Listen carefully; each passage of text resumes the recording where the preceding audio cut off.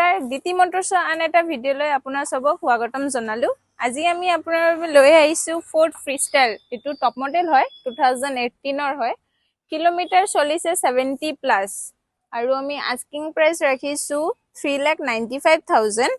আপুনি চাব পাৰে গাড়ীটো কি ধুনিয়া কন্ডিশনত হৈ আছে আপুনি ভিতৰৰ ইন্টেৰিয়ৰটো চাওক